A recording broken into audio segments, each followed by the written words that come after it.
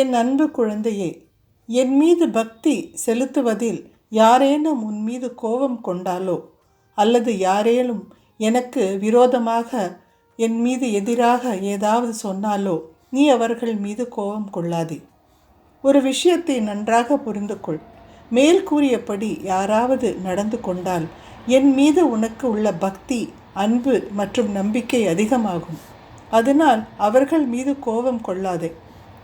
அவர்கள் மீது கோபம் கொள்வதற்கு பதிலாக அவர்களுக்கு நன்றி சொல்லு. ஏனென்றால் அவர்கள் என்னை வெறுத்ததினால்தானே நீ எனக்கு இன்னும் நெருக்கத்தில் வந்திருக்கிறாய்.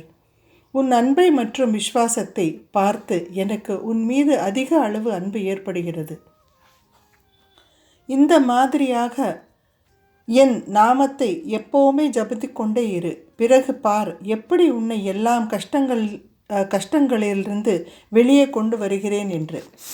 எப்போதாவது உனக்கு தோணலாம், பாபா உங்களை நான் எவ்வளவு கஷ்டப்படுத்துகிறேன் என்று.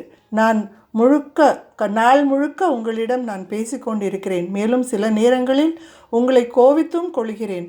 ஆனால் குழந்தையே, எனக்கு உன் மீது எந்த விதமான கோபமோ வருத்தமோ இல்லை. உன்னை போன்ற ஒரு அருமையான குழந்தை கிடைத்ததை நினைத்து நான் மிகவும் சந்தோஷமாக இருக்கிறேன். நீ என்னை உன் வீட்டின் ஒரு நபராக நினைத்து என்னிடம் உன் மனசை விட்டு எல்லா விஷயங்களையும் சொல்கிறாய்.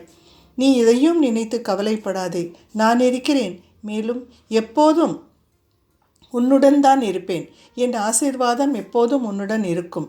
சந்தோஷமாக இரு. சிரித்து கொண்டே இரு.